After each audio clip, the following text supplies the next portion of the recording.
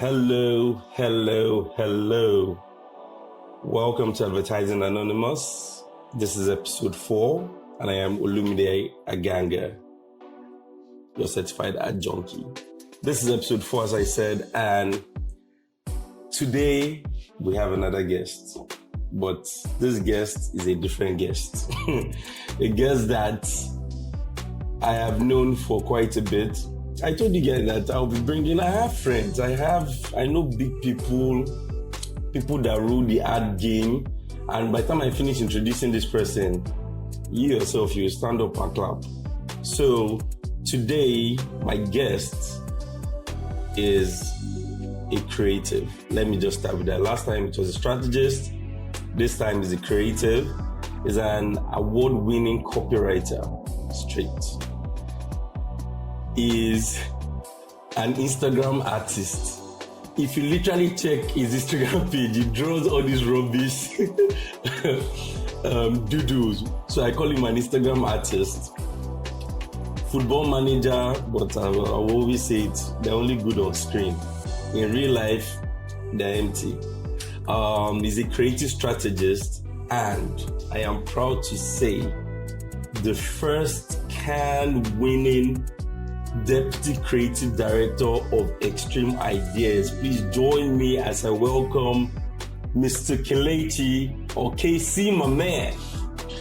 Hi everyone. So first off, I was expecting maybe have pom-pom shares, like a bell or gong of. My bell is coming.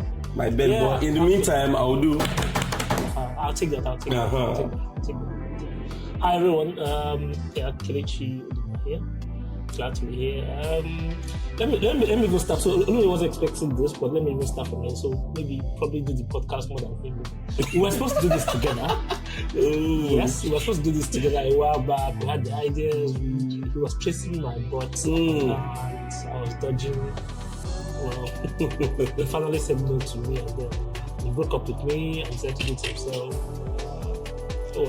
I'll take it. But it's great. It's great. Yeah, true, very true. We're meant to do this together, and it was. Maybe this would be a glimpse of what could have been. I know. I already feel bad. Nah, but at least it didn't allow me to chase him too much. I keep getting people on your podcast is not an easy thing. Everybody is so busy in Nigeria now. But thanks for coming through. And I'm looking forward to this chat, man. Oh yeah. We have done this so many times without a mic. Now we'll do it with a mic. So, first of all, are you an ad junkie? So, I like to think of myself as not a recovering ad junkie, but I'm the person who, how they think of, let me use this analogy, and I'll use a lot of analogies too. So just every time I say something, I'll give you an analogy. You know how they talk about kanayo, and then they talk about Nigerian ritual. So you say, once you see KOK, you see ritual. So once you see ads, or I think of an ad junkie, my name should come up in your mind. I can't be killed. That's the ad. I can't. Absolutely. An addict for life. I don't know what else I've been doing. I wasn't doing this. I asked myself that. I think I thank God for this because I would have been so jobless. Only God knows. Maybe I'll be a factory worker or something. Even if I just imagine myself as a civil servant. Nothing wrong. Oh, civil service is good. Good stuff. Yeah, you can be selling shoe from a car. Nah. That works too. Nah. Okay, and for the people that don't know what an ad junkie is, I say it and I've tried to explain it in so many different ways. An ad junkie is that person that when you just mention any ad, they are so into advertising that when you just mention any ad, the probability that they will know it or they'll be able to give you something from it, it's super high. Now, they don't just go about watching ads for the fun of it. They deconstruct the ad, find out, backward strategy. How did they get here? Reverse engineering. Exactly. So that is what an ad junkie is. And just just listen. Throughout this thing, I promise you that I will be throwing different ads and you will see how that comes to life here. Because let me just add this. So I like to define ad junkie as someone who, if you think about movies as an example, someone who is able to find product placement in every movie is an ad junkie. Because to the average eye, they just did Avengers or something. My mom just showed the movie. You see that's where Iron Man this.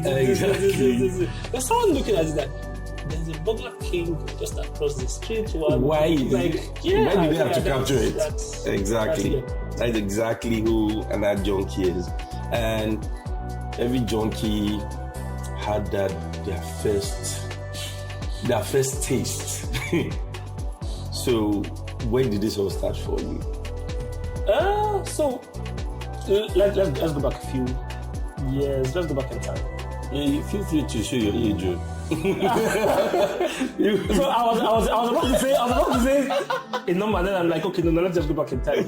So I think I remember I studied computer engineering by school. Are you? Let's Almost same thing. It's not my profession. It's just by school. I got educated as a computer engineer. I did my IT at SocketWorks in Lekki then. If anyone knows SocketWorks, it was doing like a premier fintech or IT company. We're handling school fees for schools, Babcock, all of that. And then I finished the IT. I was really good at database analysis and database management. I finished it and then I'm like, okay. So I went back to school. I was so disgusted with school after that IT because I didn't feel like there was anything else to learn. I went back to school, then finished school, went to youth service, and boy, I was looking at the picture in front of me. It didn't look like there was. I knew I didn't want to do computer engineering. I knew I didn't want to. Yeah. I couldn't sing. I tried. You say you sing. I tried. I couldn't play football. I couldn't, there was nothing. Then I happened on one ad, and it was an ad. Yeah. Funny thing, it was an ad that got me to the ad. Are you serious? It was. And it was a very simple ad. I can't forget it. I probably told this story many times.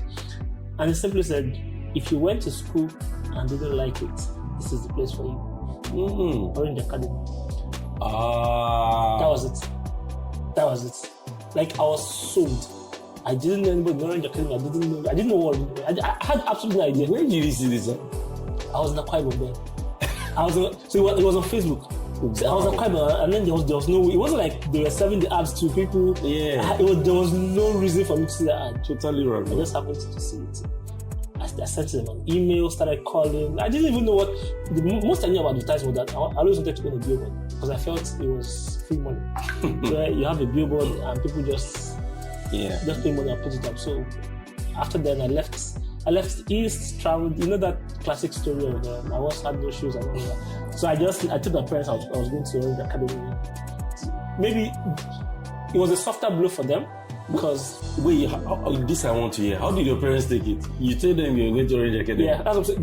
It was a softer blow for them because a year before, was it a year or two before, I said I was going to India to go and learn database management. And I did go to India to learn it. I got Oracle certified in India.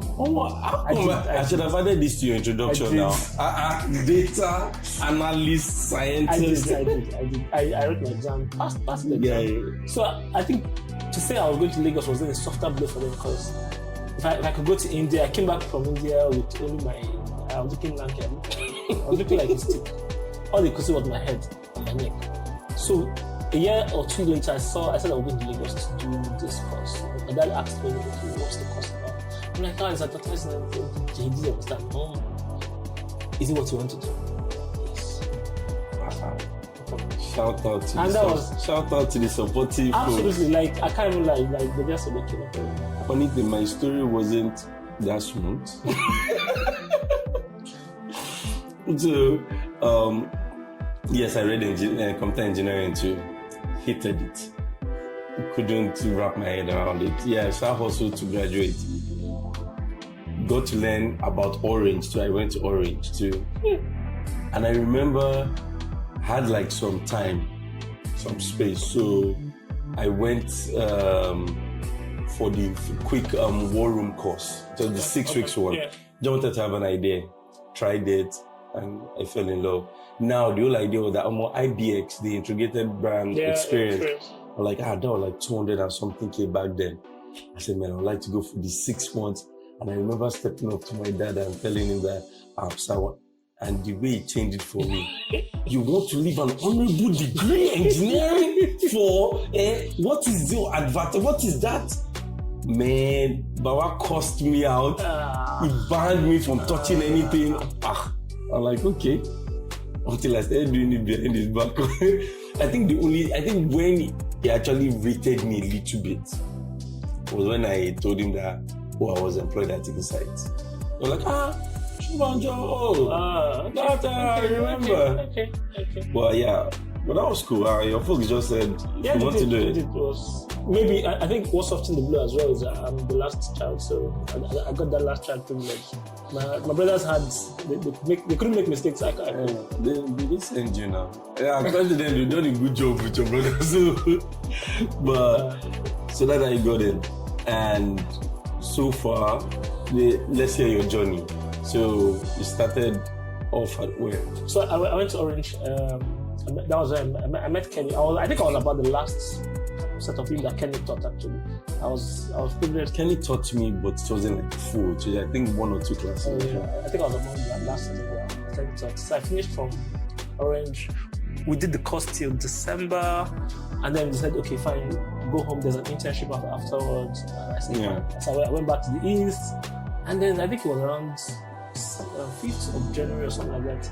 I check my email and then I get an email that, you're supposed to go see XYZ after XYZ.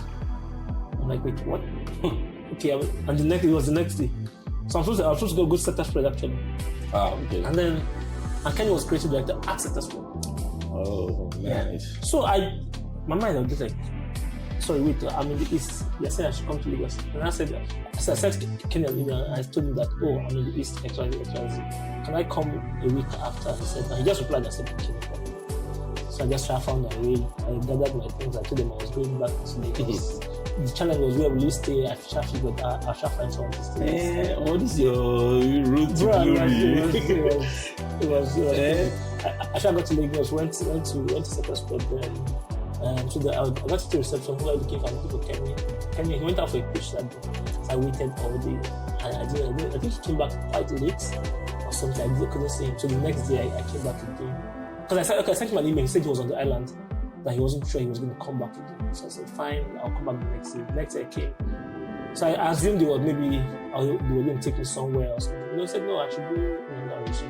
Wow. Okay. And then I walk in, they pay me with this art director that I reviewed, I think the day before, I knew him from Orange as well. He did IBX, I did CC. Mm-hmm. So I just went to and that was how I started. I did center spread for, I think it was 2.5 or something. 2.5 years or something. About that, and then I went to X3M. I've been at X3M since then. So I'm a loyalist. If anyone, I'm very faithful. I was just about to say that because you see, most creative in this Baba, is it the quickest way to move or to climb through the ladder is by moving? And you've been there for, if I'm correct, 7 years now. 7. Yes. Started from assistant manager all the way to DCD. Yeah, now. I did. Okay, this is your book, sweet. It's been a journey actually. It's been a journey. Funny thing, that was my first time at X3M actually. I had gone, I think I wrote a test or something. And then I met Steve then. But then I didn't get the call back. I'm like, okay, maybe. Next thing, a few months later, let me check it a few months. I get the call back again and say, I need to write another test. I shall went with the tests, and then I got the job and then I moved. Center Spread was there, sad to see me go, but I knew I needed to leave at that point. I knew I needed to chase. Which was needed. Yeah, I needed to chase something new, really. And then since then, I've been at X3M, I've grown. Yeah, let's just put it, I've grown. I think I'm currently, if I ever think about it, the creative department, I think there's just one person that's older than me in terms of years. Yes. I think I know the foundation of that building. So yeah. Oh, cool. So now let's get into the meat the cocoa. And first things first, I will start by, I like to talk about advertising in Nigeria in general, where I have seen it from back then, I see what it is now, I have an idea of what it should be, now we can be better. But first of all, if you're going to rate advertising in Nigeria, what would you do? What will it be? 0 to 10? I don't want to hear 7. That is the rule of this podcast. Is 10 good or 10 bad? 10 is good. Okay. 0 is bad. 10 is good. I think it's dwindling between 3.5 and 4. Ooh, snap. Yeah. I would almost go to a 3, honestly. I think the first problem I personally think is we are a retail-focused industry. Yeah. We don't do a lot of brand work. Yes. You just want to sell this. Oh, you're selling soap tomorrow. The new soap, new and improved soap. Yes. Next day you're selling. You're not creating. There's no story to it. Yes, the brands are not. Most brands don't have proper weight in terms of the brand connection. So we do a lot of retail work. So I think I'm even going to go down to 3 actually. I think my 3.5 to 4 is. When I said 6, I was even thinking, for you, No. I can't. No, can't. But I see where you're coming from, and yeah. If I don't, off the top of my head, what brand is doing a good job when it comes to telling stories or connecting with consumer, not just selling. None comes to mind. Honestly. Like maybe it's the landscape, maybe it's the country, maybe it's the macroeconomics and all of that. Maybe, yeah. But I strongly believe there's every brand should find the middle ground where you're doing the brand work and you're doing the retail stuff. The retail stuff allows you to do the brand work. Exactly. Rather than we do 95/5. Yeah. 95% retail work, 5% brand work, if any at all. No, and you know when that brand work comes into play, maybe your normal happy Easter ads, and even on those ones you're still selling. Can I just say something? And this isn't just my opinion. I think those things should die. Tactical ads should die in Nigeria. Mother's Day, no offense to mothers or anything. Valentine's Day, Easter. I think those things should die. If you want to stand for something, stand for something. If you say, we are the brand that stands for International Women's Day, it means across the year, your brand sort of tailors itself to that. So that on International Women's Day, when you say something to women, it makes sense that you've said it all along. Not that you do one visual here, one this one, like. But so this is where I'm going to fight for the young, the young creatives that don't have a voice in the world. I remember coming up, that was your way of showing that at least you had something in your head. So that's what filled my portfolio coming up. A lot of it was that, and I'm not even going to lie, I still have some that are still in my portfolio that are pretty good. So if you take Nigeria out of the equation, is that what you put against another creative in Brazil? No. And I'm using Brazil specifically. No, of course not. But so let me put it. But it all, and it goes back to the whole thing about what we create. Yeah. If you have young creatives that are part of a team, and that team is the type of team that creates this robust work, then they can put that in their portfolio. But whereby every single thing you're doing is sell, there's a promo doing here, there's another thing. At the end of the day, the best work the person gets to do is maybe those happy Independence Day. No. But I think it was a few years, someone said something about this tactical art as well, and I wholeheartedly agree. I think tactical art offers an opportunity. I just don't think they offer enough budget to be able to do something worthy of it. I totally. So there are you can create some amazing ideas that we've stretched. Absolutely. You are right. So, I'm up and down. Me, I have my ways, but you as a creative copywriter, where I was sitting down and a colleague of mine said, how do you come up with your ideas? Where do they come from? And I was trying to explain to him, and I kept on jamming wall. And I'm like, okay, wait, there's really no one way. Yes, strategy, get that which is important. But how to convert? Is it from that to whether it's your insight? To convert the insight to actually a workable idea. That is the tricky bit. So let me give a shout out first. I think you should get him on the podcast as well. Shout out to Jeremy Awala. J-Lo. Yeah. Fantastic guy. Yeah.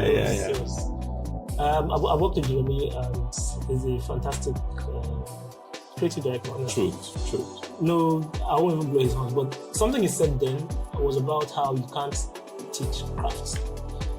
I disagree with him now. That's why I put the shout out so that it won't be like, but I completely disagree with him now, because I do think you can teach crafts. I do think you can at least point people how to find crafts. On my way here, a mistake I made was I didn't bring my laptop. I wish I brought my laptop. I honestly wish because I would have shown you, and I thought about it in the car. I'm like, oh shit, I should have brought this laptop. The way I get about my ideas is this. First, I'm a pen and paper guy first. And I know you're a laptop guy, you write on your notepad. I'm a pen and paper guy. So another shout out to, there's a guy I worked with for me. I think Dormi and Mubarak Najim. Well, when we come back to Mubarak's story, it was one of the fundamental things that I grew up with. When I was working with Mubarak, he's an art director. Yeah. He was the first art director I knew that was writing radios. Oh yes. Oh yes. Not copy and paste. No. All the typos. He was writing radios. He was writing TVCs. Shout out to all the art directors. No offense, we still love you. So he was writing radios and writing TVs, and he was pushing me to be better. How did we do it? So we rode home together in the bus. I used to enter Lagos bus. I came from Aguero, but what does it do? I wasn't always like this. I was always like, we'll work together. So we used to enter bus, and two things we used to do was analyze people in the bus. So everybody that entered the bus with us, we guessed where they were coming from, what they were doing. So we didn't know that was what we were doing, but we were profiling people and getting to know target audience and building stories around this target audience. So maybe there's this madman, maybe there's this, this guy is liking this lady, he doesn't know how to talk to her, or they just fought, or like different things like that. That was one. Second thing we did every single day was every time we see an ad, we recreated the ad. Yeah. How are we going to do this ad differently? If we were the one that were doing this. So I think it was from hair products to Lasma. We did an ad for Lasma. Like, I know we just discussed it. I mean, it wasn't like we were doing it. It was just like we banter. Yeah, and we verbally. Yes. So the method is this, which is what I was getting to really. First, I get all the stupid things out of my mind. I like to get all the stupid out, because I think if you don't get all your stupid ideas out, you would come up with a stupid idea. So first, get all the stupid ideas out. Just anything that comes to your mind first, all those first thoughts, just write all the nonsense out. Just write it out so that you know it's on paper, it's out of the way, you're done with it. Then you can actually then start thinking. However, for me, which I wanted my laptop. I wanted to show you. And I've tried to teach this, and I don't think people get it. Do you know? I want to hear what that sounds like. I have a repository of inspiration. So if you look at my browser, I have those bookmarks that I don't think people use bookmarks on their browsers. I use a lot of bookmarks. I use it for some certain things. No. Let me put it down. I have a lot of bookmarks. So my bookmarks are, if I think about it, like, remember, there's office work, there's website references, there's directors assemble, and I'll explain each of them. There's inspo, there's random, there's tools, and there's a second one, candour, and seventh one. But what it is you're too arranged. I get that compliment. It's not a compliment. Stop making it look bad. I don't understand. I know. Office is office. Website references. Every time I meet a website I like, I bookmark it and then use it later. Maybe what I like is this. Inside the website, each of those bookmarks has a folder and is arranged inside. Directors Assemble is my biggest place. That's where I was going to. every movie or commercial I've seen, when people watch commercials, they look at the commercial and this it was really nice. I go down and look at who is the production house, what is their name. I take the name, put it on. They have a reel. I go to the reel and suddenly see all the directors. I go and watch every director under that production house. That is you sniffing. Junkie. No, like when I mean that's what there's literally, think about, and I'll give you a real example now. Recently there was the Ngannou and AJ ad. Yeah. I went, so everyone watched the ad, people liked it, yeah, Ngannou, AJ, this. I really wish I did that ad as well, but after looking through, I then say, okay, so who produced this? Who's the director? What's the director's name? What's the production house? Then I went and looked for them, and I saw lots of other ads. That's where you find it. So what I do is I consume a lot of information before I ever get a brief. So I don't think there's any product or category that I haven't consumed enough information before now. So now my brain just sort of spits it out and says, okay, yeah, oh, these are the connections. You've done this before. So I do watching. I watch things that are not related to anything. I just watch this. I get it. I watch a movie. I don't really like the movie, but I just finish it and see. Maybe there's a star, maybe there's something. So I'm like a sponge, really. I sponge up a lot of things. So me too. Let me try and give myself some. While Kelechi does the whole bookmark thing, man, I'm not that cool. I mean, on Instagram when I watch reels, weird things. So and I agree. So yours is just on another whole level. Me on Instagram, I see something random that tricks my. Whether it was a transition shot, or it was just the way the person was telling the story and everything, and I just save it. And for one reason or the other, as you said, when you need it, you just automatically remember that, oh, there's something like this. Sure. And I go back to it. So I think also for Instagram, I'll give a good reference that is trending now. There's a lady. Yeah, the Martha. Yes. The girl of the CV. Of course, I did save that. Yeah. I've been looking at that. I'm like, maybe my next job. That's what I have to do. Yeah, it was really cool. It was really fantastic. So I'm going to just go in a scattered way now, and all this your skill set and everything, you must have. There are brands that have enjoyed it. So give us some. So I'll start with the humble brag first. The only telco in Nigeria I've not worked on is MTN.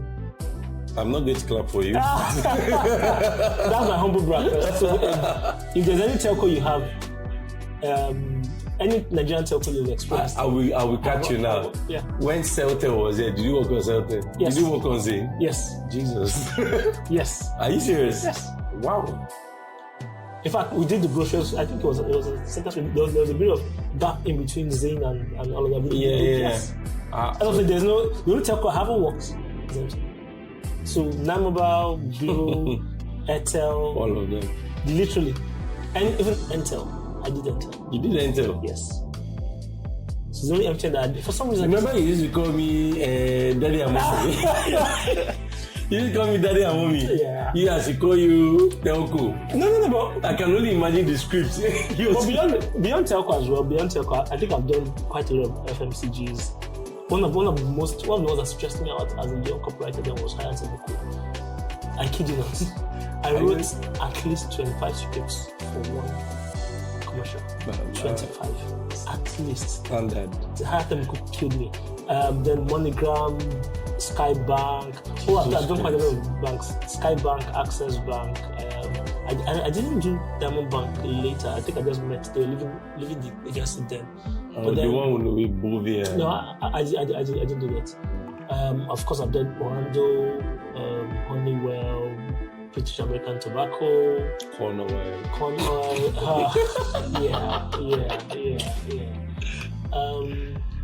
I think I've gone around Flutterway. I've done Flutterway. Yes, I've done Flutterway. Did you work on Sterling? Bruh. Sterling Bank. Yeah. Shout out to Sterling Bank. Shout out to Sterling Bank. The one customer bank.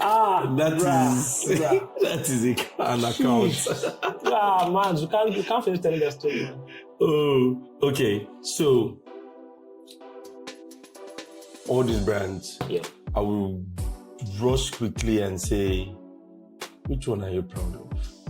Which will you look back and be like, that was dope? I think the first one, and this was at great sacrifice and cost to my family, was revamping a Tesla to 9 mobile in 48 hours. What? Yes. In 48 hours.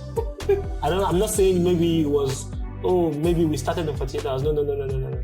I got to work as every other normal day, and then I'm like, okay, we are going. And then they say, the client called, they want 2 people to go to the client's office today, this. And then it was myself and another guy, Odwak. So we then went to the client's office. And there and then they broke the news to him that, Etisalat is leaving. We are going to be called 9 mobile. Everything has to change. Posters, names for products, all of that. The launch ad has to happen tonight. I didn't go back home that night. I didn't go back home the day after. Yes, in 48 hours. See, you can't see me, but my jaw has dropped. No, this wasn't even. As he's saying it, I'm actually going through in my head all the 9 mobile materials I have ever seen. Or when they dropped, and I'm trying. All that happened in 48 hours. 48 hours. In fact, it was after the 48 hours, so we did the first groundwork. All the ads, we created them, those initial ads. Then we then had to cascade. It was the cascade we now had to send for forces. I think we got like 3 people from the agency, 3 other directors that came to then start changing all the boards and all of that. This was, and then 48 hours was that they needed to launch. So we had to produce what they needed to launch immediately. It wasn't 48 hours. I think that was. Will I do it again? No, I won't. I would not do that again. I can imagine. It was 48 hours. You can't second guess yourself. You're just anything that comes to your head, you're just dropping it and you're going with your gut. It was the case, even down to naming products. So, I just had the naming system. So it was easy this, easy clean, so then easy talk. We had to do more flex, more talk, like all of those things. Okay, so if you do this product, what's under this product? What's the mechanics of this product? Are we changing every of those products in that particular? It wasn't even. I did not see my family for 2 days. I salute you. 2 days. That's, I think. That's look at your face. It's like you're reliving it all over again. I know how painful it was. The second one, though, to be fair, as well, was launching Betking. Yes. Funny thing, because we are this busy, that's why it's launching Betking, because they were not a known brand, and we needed to launch the brand. We needed to fight. There were a couple of other betting brands on the market, and we needed to launch and fight all of these ones. I can probably say we got BetKing to at least number 2, at least at the time when we parted ways, at least. Yeah, so launching BetKing from 0 to a name that people know and people talk about. Yeah. That's absolutely proud of that. Absolutely. Cool, nice. Where there's good, there must be bad. So let me say the bad. And funny, I don't. Now I think about it, I don't know why both brands are the same brand. We get something in common. Both brands are the same brand actually, and I'll take them on brand because I don't work with the brand anymore, so that's fine. Exactly. I'll be very honest. It was for Lafarge, actually. Lafarge Select. This is the same Lafarge that our Obaro was saying. Okay, well, I'm listening. Yeah, it was for Lafarge, and the first time was I was at the secretary then. My creator, we're talking about it offline. Yeah. My creator then, Terry. I'll leave his name out for now. But he had this. We had the pitch for Lafarge, and he had this idea to do this way. I had this totally separate idea, and the guys had a separate idea how to tackle the brief. And he came and said our idea was not working, and we had to go with his idea. Now, how do I explain this idea? So let me picture this. His idea was this product. It was a ready mix, something that you just bring it to your. I did the super something now. I'm not very sure what it was, but it was ready mix that it was. So you come to a site, you just pour. It's already mixed with stone, gravel, all of that. So just pour and move on. He had this idea that it's so good that even cavemen will use it in Nigeria. And we're going to put cavemen on the visuals. What? Yes. So cavemen. So the visuals were cavemen carrying pawpaw, a caveman with shovel. Cavemen, like you know the Homo sapiens, yes, yeah. In an African group. Yes. And I was going to present it. He wasn't going to present it. I wanted to, I just wanted to die. Of course, we presented it, and then the client just turned out. Of course. Absolutely, there was no way that I knew I was going to fly, but I presented with all my vim and everything, yet it died. Second time wasn't the brand's fault. Maybe I think this was more our fault. Was in the brief they said, how do you sell cement to a 7-year-old? How do you say that again? How do you sell cement to a 7-year-old? Okay. And that was the brief. Yeah. I thought it was a joke. We went to the presentation. There were 7-year-olds sitting down. No. Yes. Wow. Absolutely yes. No, I have to clap for that now. Oh, I can't even lie. I have to clap for that. That is amazing. True enough. That is so good. There's no way, it's good as you feel. No, I can't even blame them for that one. I cannot blame them. Wow. It was so leftist. I just said 7 years, and there were 7-year-olds in the room. I can imagine you stuttering. So do you know sand? We failed woefully. Our copy was above their head. We were like, we failed. As we left, we knew we failed. We didn't even wait for feedback anymore. Those are two terrible ones. Well, maybe Lafad wasn't really their fault. Second one was our fault. So that's... No, that's a good one. I think I will remember that story. Yeah. So, man, I said, do you know the funny thing? You just keep talking and you don't even know how time flies there. Yeah. I'm not going to use the cliche phrase, but time is flying. But I would want to talk about one thing that I don't know why it is so special to me, even though I was not there, but it has to be Kanayo, guy. That was massive. You know, the Kanayo was an inside joke that we had back then. Kanayo. That time, if you do any ad, you're like, this ad is a Kanayo. But on a serious note, man, first of all, I would like to say congratulations to you guys, to X3M, to the whole team for putting Nigeria on the map. Absolutely. In fact, we've been chasing this thing for ever. I remember when 70 years. 70 years. I remember when I joined advertising and I didn't know what kind it was then. But as I know my first maybe 6 months, and I got to understand what to. I'm like, man, so Nigerian. I never won this year. I was like, man, it would have been so dope. At that point, I was like, man, I would like to be the first Nigerian to win it. I'm a dreamer. It happened. But for you guys to go ahead and create the life experience, it was good. The moment I saw it, I knew it had so much potential. It's like you guys had all the ingredients for an award-winning campaign. You had the emotional part, you had the tragedy in there. It was really good. So, tell me, how did it start? Let me be a fly on the wall. How did it start? So, let me even say this up front. And I think I'll tell you two stories. The first one is what happened the day it happened. Yeah. So I was watching. I knew they were going to announce the category we were in. Yeah. So first of all, we got the shortlist down. Of course, we rejoiced. Like, to be shortlisted. Even the shortlist alone was like, the shortlist was massive. So we said, okay, fine. We're going to watch this in the evening. And then I was online. I got a password, and then I was online. How I knew we won was something Simon Cook said at the beginning. So he said this evening, so he starts out, and I have that video. This evening we're going to award the first ever Lions from Nigeria.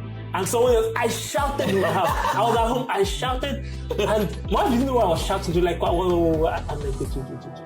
So So honestly, I just knew that when she said Nigeria, I just knew we won.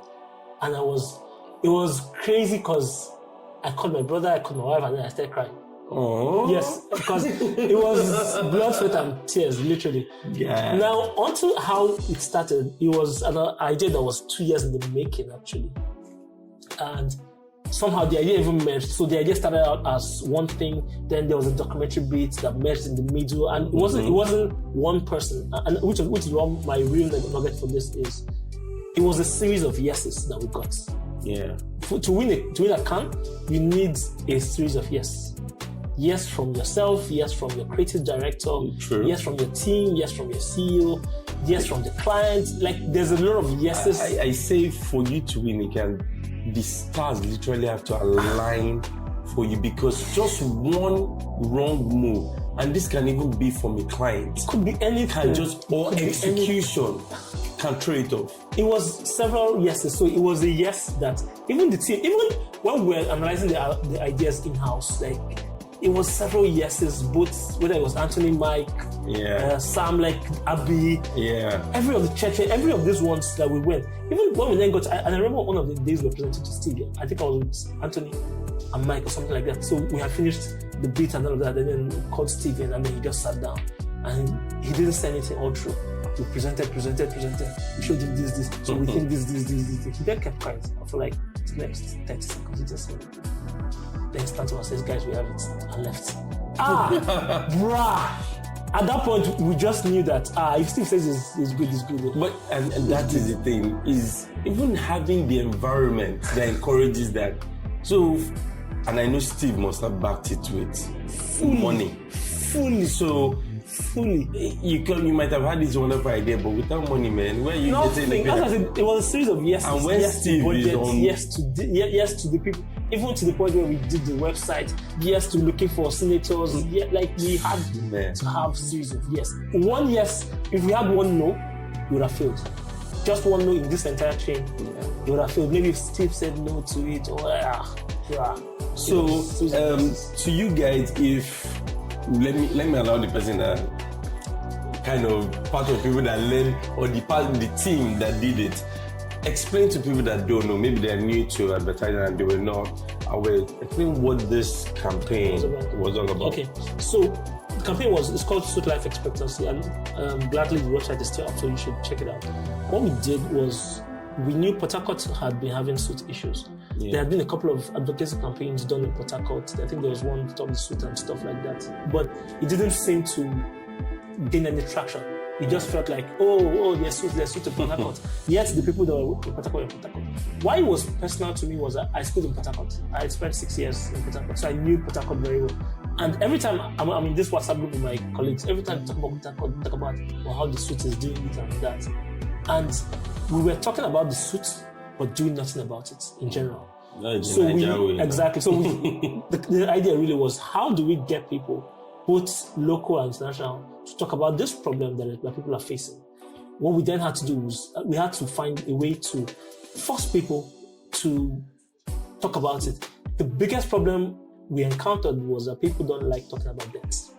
Yeah. And it was one of the angles we came at it. So why insurance people will run away from. So in the ads, we created a microsite where, because you could, if you put in your face, you say, I've lived in Port Harcourt XYZ number of years, it will calculate your life expectancy. How long do you have to die before you die? Wow. Now, let me give another shout out. I think this was one of the biggest yeses we got. So it was myself and Anthony. Anthony sent this email. I think it was even Abby that brought up. Well, Abby said he had some guy in Germany and stuff like that. Yeah. And that he knew someone in the German Environmental Protection Agency. So we drafted the email and sent it into the Abyss and said, please, we're looking for suit data across XYZ time within this period. And we waited a couple of weeks, nothing happened. Then the email came back, and it was this German guy that, apologies, and he's been on leave, and that's why he didn't reply. He has the suit data for, I think, about 13 countries or something like that. If you need any more information, give us, this is how suit affects men, affects women, Wow. And he gave it to us free of charge. No. That was when we knew we were like, damn. He had no reason to reply. He didn't have to reply. Who were exactly? Like, we were just a bunch of people that just asked us questions, and then he replied us, and then we took that data put it into a formula, put it into the website, and that was when we were like, when we did that as well, we needed quick one. Sorry, Yeah. what formula was that? Who did this formula? Where did it come? Shout out to Kelechi Uduma. It was Pelumi from. Yes. Are you? Yes. No. Yes. It was in the course of which we found out that Kelechi was a mathematician and he knew how to do these things. How do we knew the result we wanted. We knew the input we had. How does he make this calculation happen? We gave the young man data, he tried it, like it was weeks of trial. So Pelumi that was at X3M. Yes. The Pelumi.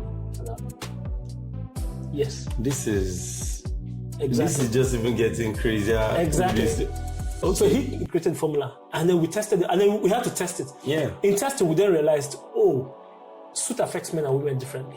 So the information for women was coming out different from men. And then we realized, yes, life expectancy for men and women as well is different. So maybe for a man, it will kill you faster. For a woman, maybe, and I'm not sure what the exact ones are, but really, we had to factor that in. We had to factor in, if you hadn't lived in Port Harcourt, what would it say to you? And then we got to another issue we got, or another problem we really had, was that how do we get people to do this? Because people didn't like that. I remember when I did my own, I went to the microsite, I created it. I had to tell my mother that this isn't real because I think my own ad said I had 6 years to live or something. So I had to preempt her and say that I just tested it. It's just based on it was a campaign and it was tough. Oh, that was brilliant. As in, knowing that it was even in Nigeria that did the whole mathematical. That blows my mind. It's a series of yeses. It's a series of yeses. That's the best way to put it. Moving from cans, what do you? Since Super Bowl is still fresh in our head. Let me help you. Let me help you. I think the last Super Bowl had the worst ads I've ever seen in my entire career. It was shitty. I think about 69 of them or something like that. I went to Ads of the World. They had this tab. I painstakingly watched each all of them. And they were terrible. With a capital T. None of them. I would not okay any of these ideas. Thank God for Usher for saving halftime. Because I looked at every single one. From the Paramount to Dunkin' Donuts that I didn't know what they were saying. Even the so-called Beyonce one that everybody is shouting about. So I'm like, you can't compare that to the tie-dye. They were shitty, man. Now, let me even give you, and I think I talked about this. One of the things I was going to talk about was some of my favorite ads. And I'll say some of the ads I wish I did, and I'll give you 3 specific ones. Maybe you might know 2 of them, but the particular one I was doing, you probably know. One was the idea about sneakers. You're not just when you're hungry. Of course. Now the thing about that ad is, if it comes to every Super Bowl, it will win because the executions can. That's an idea. It can change. That's an idea. You can use Gen Z's and it will work. That's an idea. Now, second one is Michael Phelps. If you remember, that what one. You do Exactly. That's an ad. Oh my God. That's an ad. Now the third one is Never Say No to Powder. The reason I talk about that ad to date is because I find it very humorous, and I think that's what's done in advertising. We no longer know how to lie. I think I've said this so many times. I don't want to sound like a broken record. But it's fun. We have to bring the funny back. We absolutely have to bring the funny back. We're so serious. Do you know the truth? Let me put it this way. You know the ad, the T-Mobile ad? Yeah. That ran this Super Bowl. I will put it ahead of Verizon. Oof. The one of this guy, Jason, the whole Aquaman guy, singing. It was hilarious to me. And it sounded good. I was like, the song was nice. So let's make fun of ourselves. Like we're so serious. Come on. This is not the Beyonce break the ad, she broken it.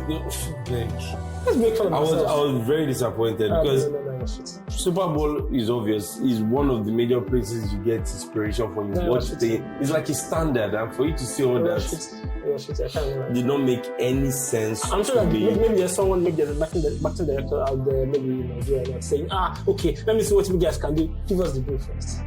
Thank you. Bring it. Give us the brief first. I saw one guy on LinkedIn. The guy wrote, oh, you guys are just criticizing this Super Bowl ad. If you're put in the same position, what to give us the brief first. Bring the brief. Let us think. And so I know Super Bowl ad, they don't give them a month to think about it.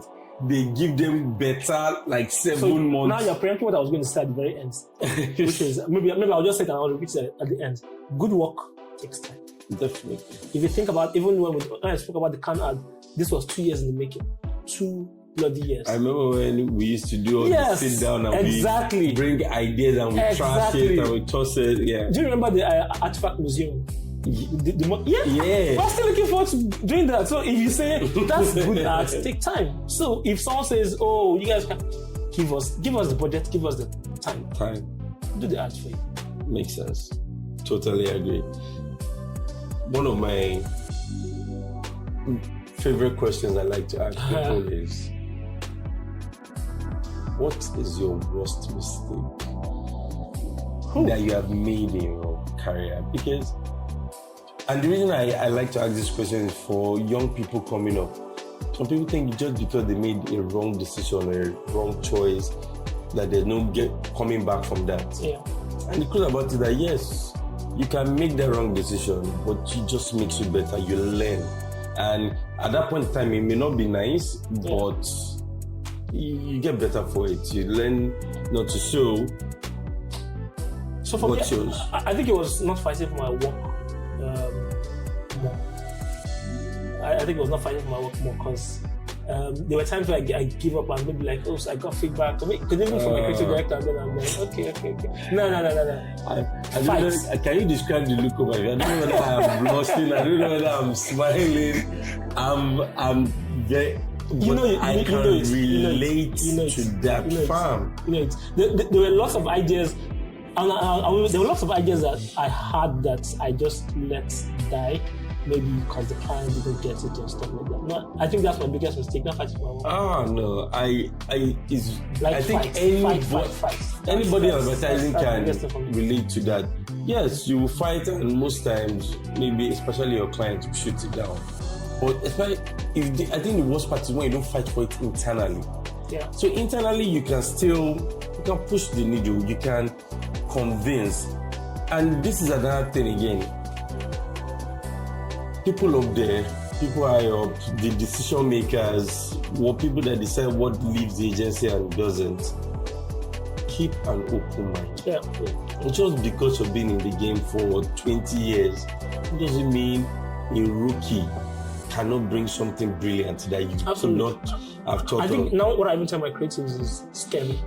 I prefer a creative that scares me than one that just conforms and looks so nice. Like, scare me with an idea. So imagine, and I tell them, you're writing an ad, and then next thing you say, open on the boy and the girl. No. Open somewhere I'm not expecting. Like, scare me. I'm like, It was a dark, chilly night. Like, scare me. And that's what I expect. I expect young creatives to scare me. Like, make me worried. Like, where are you writing from? I was chatting with Bayo Rishi. Yeah. And he was saying that everywhere he has gone to work, that his main aim was to outdo his boss. Oh, scare. That's the thing. Just because you're the boss, it doesn't mean you're the best. No. But I've noticed that at the time, and even me coming up, sometimes when you're even trying to fight for it, and me, I will pat myself at the back as somebody that I have this ability to step out of the situation and not be partial just because it is my idea. Yeah. If you give me a constructive critique and reason why you think this idea is shit, it doesn't take me 20 years or 10 minutes to know whether an idea is dumb or not. No. I'll say, to be fair as well, I give you kudos for that. I remember back the way you're writing the Papa Mama script and all of this kind of stuff. We always need to have conversations that, okay, is this working? If it's not working, I think maybe that's the thing we had going for us there. We had this open mind where if someone says something is not working and we see why it's not working, we will get it and be like, okay, exactly, and just let it go and let it go. You get, like, it's and I think people should learn to do that. Listen to what they have to say. If it makes sense, or if there's an inkling of genius there, build it. Help them build it. Absolutely. If there isn't, don't just say it's not working. Give them a reason why it is not working. And I promise you that person will settle and come to terms with that rejection way better than... I think this also goes in terms of both creatives, whether you're a junior brand manager or whatever level it is. Give feedback properly. Don't just say, no, I don't like it. Like, that's the worst kind of thing you do to someone. What don't you like? Tell me that I think the colors are dumb. I've seen this ad before. Exactly. Like, tell me something that, I think this is, I don't think our audience will resonate with this.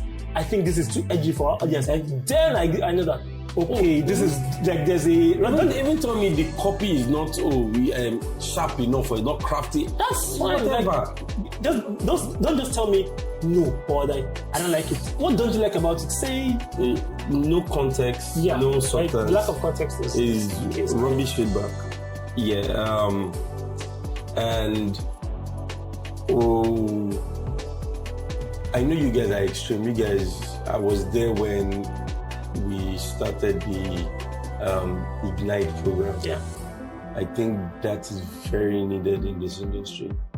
And if we are going to reshape what we have right now, then I think stuff like that. I know Insight has one. Yeah. Insight has one too. X3M has one. Forgive me, I can't. Loanzac has one as well. Loanzac has one. It is very needed because young people need a good place to learn and good people to learn from. Yeah. It is very important. But what I want to say is, and I think we're still talking about this off air. And I'm going to have some people from the client side on this podcast. I'm going to have brand managers on the podcast because it's for everybody. Yeah. And I would like to hear their own side. But how, the question is now, let me try and align it right. But how do you get to a point whereby you can pitch or you can offer wonderful brand marketing, not performance marketing, brand marketing ideas to clients and they'll buy it?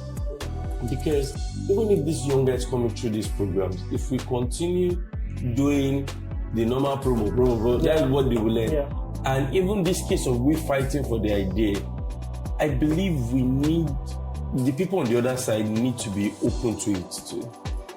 So how do we do it? So my agenda, I've had this agenda for a few years, is I need a mass influx of creatives to the client side. It's an agenda I'm willing to die for it, because I do think that when you move to the client side, maybe it will be diluted, but if there's a mass influx and you're seeing there are other creatives, you're seeing other creatives that are pushing the boundaries, you will start recalibrating. I think right now, no offense to any brand manager, I love brand managers as much as they love me. We love brand managers. Yeah. I do think sometimes we're shaping this mold in a square shape, whereas this mold should be freeform. This mold should be open and you can do anything about it. I think we need more creatives on that side. The more creatives you have on that side, the more I can say something to someone about an idea. It doesn't mean brand managers don't get it. No, they do. I just think sometimes maybe it's a worry about budget, a worry about let's remove those worries and then start pushing. I think brand managers need creatives as much as creatives need brand managers. So let's do this marriage more on that side. I will say this, and since I've been on the client side I was going to add something. I think one of the biggest problems we had, and it was one of the things we talked earlier, in the industry, our biggest problem, or in terms of the future, is tech stole a lot of our people, including you. Yes. Tech stole yes, you did. Tech stole a lot of our people, and it gets me worried about the future a bit, but I think there's hope, because... No. So right now, I think it's balancing out. Yeah, we have so many fintechs, but if you're going to take a fintech role now, you should... I believe anybody will sit back just the way you do for any job, and you actually analyze it and think of what is going forward. A big... I wanted to say something right now, but in total, when it comes to, yes, I want to buttress your point that if you notice, you find out that I see it every time. Brand managers and strategists have a better chance of moving and becoming. I want to change that. I actually want to change that. But the reason for that, what they will come back is that they're a lot more analytical than creatives. Creatives are all about the flash and they are all about the bottom line. And maybe if, and I'm trying, this is being balanced now, if creatives can learn. Yes. It is not easy. Yes. I'm saying it for myself. So I think there's a skill gap for creatives and being a bit more analytical, a bit more business minded. Yeah. That's a skill gap we as creatives need to feel. If we expect, they're not just going to hand over and say, oh, creatives, I'll be the brand manager. Exactly. No. Let's upskill and learn those things. But another way it can be done is if you're going to have an in-house agency, let it really be an in-house agency. Yeah. Always separate your marketing department from your creative department. And in that case, more creatives can come over and it will now be the work of the creative director to balance it out with the head of the department. Let me give my most outrageous take. I think performance marketing is shit. I know that you guys will kill me for this, but it's fine. It's fine. I just think... If you guys can hear the high five... I think it's shit. Like, let's talk about performance. See, that is a conversation for another day. I know you drag me, but... In the absence of them being able to drag you right now, I would like to say thank you very much for coming again. Thank you. It's been a blast. As in, we can keep going talking about it because in a way I feel like I've not even covered. I've not even said anything, and hence why you're going to come back. So, but you can't leave without giving us your junkie quotes. Junkie quotes is what I believe. Something you live by, something that you believe in. So what would be a junkie quote? I'll say two things. And I've said a lot of two things in this. Plenty twos. Yeah, two things. One is the people I think I look up to a couple of people, but the most people, two people that inspire me the most is Deadpool. Yes. The character and the person. Oh, I don't know. Jack Sparrow, on the other hand.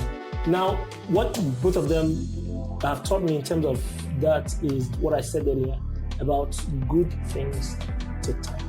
Yeah. Absolutely does take time. There's a lot of rush work or rush stuff and let's just.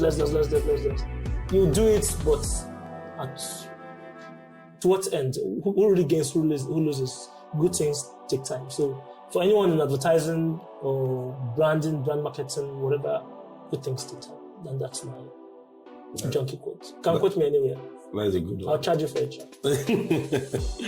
That's a good one. Thank you very much. You guys, you've heard from the man himself. I'll keep saying it. Can's winning.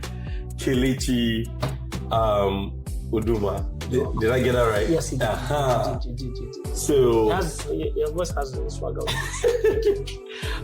It's been a blast. I really love this episode and I hope you guys enjoy listening to it as much as we enjoyed making it. So listen, remember, follow us on IG at advertising.anonymous, on YouTube, Advertising Anonymous, on Twitter it is at anonymous234, and just stay up to date. We're trying to build this community and we have a lot more planned for you. As time goes on, we'll keep you updated, and thank you and see you on the next episode. Peace out. Cheers.